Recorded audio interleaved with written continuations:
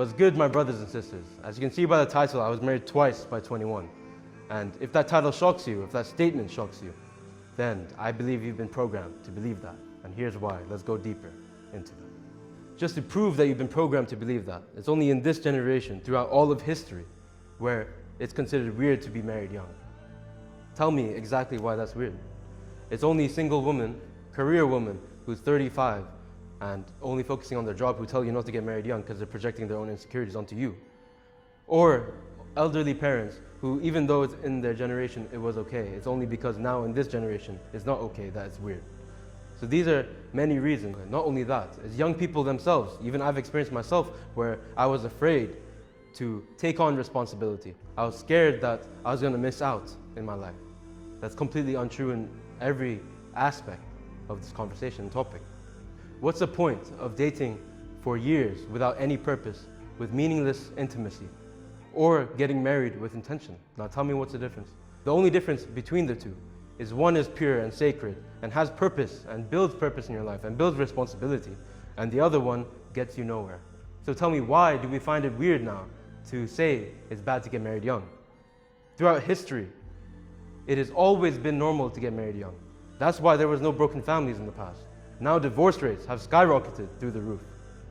What do you think is happening, and why do you think is the cause of that? That's because we collectively now find it uncomfortable and weird because other people tell you that it's weird to get married young. Tell me, how is that weird? That is how we build stable relationships. That's how we build responsibility within our youth. And that's exactly how I personally have built myself such a strong mind, maturity and responsibility in ways I never imagined. You don't think people have not told me not to get married young? Everybody. Did I listen to them? Of course not. Because that's who I am. I follow only God's law. I follow the truth. I follow what will build stability into my life. And I'm not going to do it the way other people tell me to. As simple as that. So this is how I found purpose within my life. This is why I encourage youth to get married young. But of course, don't get married young recklessly. You have to be mentally ready. You have to understand at least where your financials will get you. And remember, to do your nikah or get married young, you don't have to be living together. You don't have to be perfectly financially ready. You never will be perfectly financially ready. Who said you'll be perfectly financially ready? All parts of life doesn't come without risk. You need to take that risk. You need to take that chance within your life. Even outside of marriage, with anything in life, business, money, relationships, and everything else in life, you must take that risk, you must take that chance. If you're going to bang on the chance that once you're financially ready, that's when you're going to get married, then you're just taking another chance which may not happen. What's the difference? At least now you'll learn to know to be responsible in your life. You'll know how to handle yourself in a relationship. You'll understand long-term vision and goal, and that will leak into all other aspects in your life, where you'll start to understand that it's important to have a long-term vision, not just in relationships, but in every aspect in your life. You'll understand that you have someone to take care of. You'll understand that you need to get your financials ready. Now, going further into my own personal experience, people my age, they're confused why I get married young. How is that confusing? Because I've done what they're aspiring to do in my whole life. I've had access to money. I've had access to women. I know where that leads to. I'm not going through that same hedonistic cycle my whole life. And don't get me wrong, the first time I got married, of course, I was thinking to myself, am I making the right decision or not? But I knew from my past experiences and from my past patterns, I know exactly where useless intimacy gets you in life. It gets you nowhere. You're wasting all your time thinking about women. If you want to be a real man, how about you take responsibility for someone else instead of using them? Understand? There are people my age who come up to me and they're like, oh, I just hooked up with this girl, I hooked up with that girl. How is that respect? Anyone can do that. I have no respect for you or the girl you hooked up with. I have respect if you know how to take responsibility, and the woman you hooked up with learns what family values are, what they want to achieve in life, and what direction they're heading. Because I've been around those places, and it brings emptiness, just like all types of greediness and desires in life, and this life of hedonism that everyone follows nowadays, because you've been programmed to believe that is the way of life. That's going to bring you to always needing more, always wanting more. And where's that going to get you? Just some infections, man. That's all that's going to get you. And I'm sure if you're watching this and you're that type of person, You know exactly what I mean. So my point is to choose a more sacred and pure path in your life. A path where you have purpose, you have direction, and where you have responsibility over others so you can develop yourself in a way which you never thought you could before. Understand? And these men who do this, I have no respect for. These women who do this, I have even less respect for. Because you're ruining your own purity. You're ruining your own future. For what? For an infection. So we don't need to go to the club to find meaning in your life. You don't need to drink or do drugs to find meaning in your life. You don't need to have useless intimacy to find purpose in your life.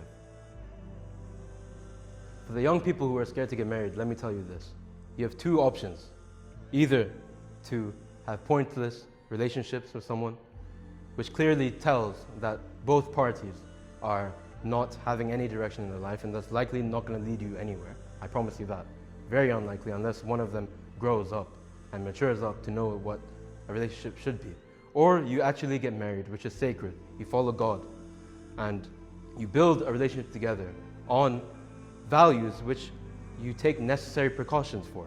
Before you get into any relationship, you should not be asking, let's go to the movies, or let's go to the club, or let's go to this party. You should be asking, what are your values? What do you value in life? What do you want to achieve in life? What's your direction in life? If she wants you to lead her into a good, loving relationship and world, then definitely it's going to work out. Because I know for a fact that relationships only work out when men lead the other woman, and the woman wants to be led. You can't have two men in a relationship, of course. And I've had that experience, and that didn't work out too well, okay? Let me tell you that. You don't want two men in a relationship, and as I'm not a homosexual. So, if you take the necessary precautions before you get married, or before you enter that relationship, you check out what's her values. You don't ask her, let's go to the movies, or let's go to this party. You ask, what does she value in life? Does she want to be led by you? Are you man enough to lead her? These are the important things, because you need a woman who wants to be led in a relationship. You need to be a man who can lead her in that relationship. You need to find that inner strength, the masculine energy inside you, to lead that woman. Understand? That's how you find that strength. You get me? You need to be strong in many areas in life, all areas. That's what I'm saying. So, remember, don't be scared to get married young. If you get married young and you know how to lead, you'll end up like me, okay? And I'm sure you want that. And a big misconception I hear, and even I thought of myself, is that you're scared to marry young because you feel like it's locking yourself in a corner. It's only going to lock yourself in a corner if you're scared of image, of what other people think. First of all, your relationship is your relationship. Other people don't have to do with it anyways, okay? So don't be worried about that. If you're man enough not to worry about that, you'll be good, don't worry, okay? Another thing is, don't think you're stuck in that relationship. Of course, always fight. Always fight to keep the relationship going well. Always fight for it, but don't be blind as well. You have to find a balance between the two.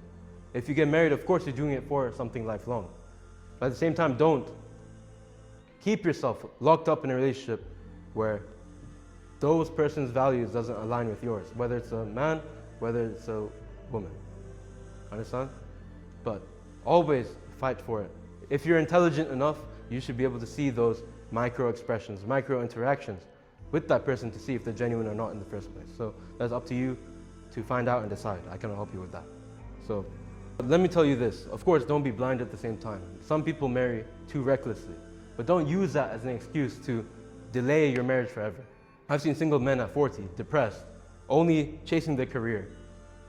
But what are you making all that money for then? Where's that money going to go for you? If you're not going to build that relationship and build a family, then what's the purpose of that money? What are you going to spend it on? You've done enough drinking in your life. You've done enough clubbing in your life. How much more do you need? Same thing goes for women, especially. You know, by 40, 90% of your eggs are gone. What are you going to do after that? After 50, I think that's at least 100%. You're expired now.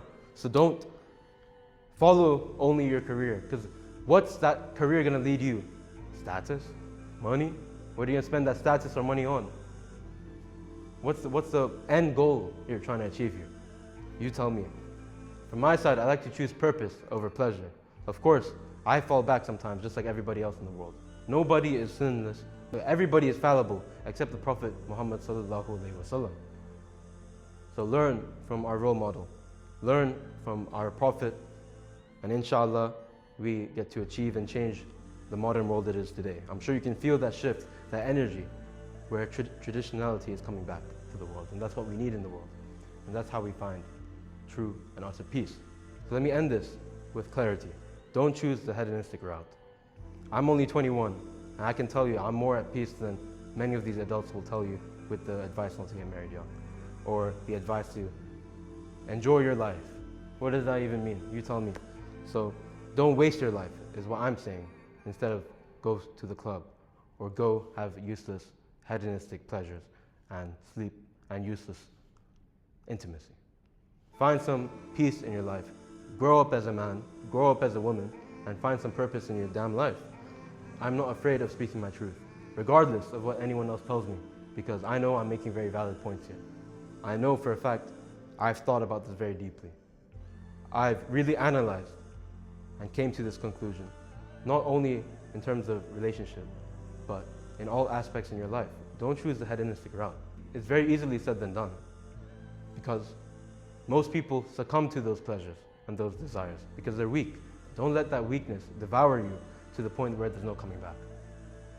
So keep on the right path, Sirat al-Mustaqim, and find that inner peace and find that inner masculinity, femininity, so you can create a better future for yourself and for others around you. La ilaha illallah, alhamdulillah.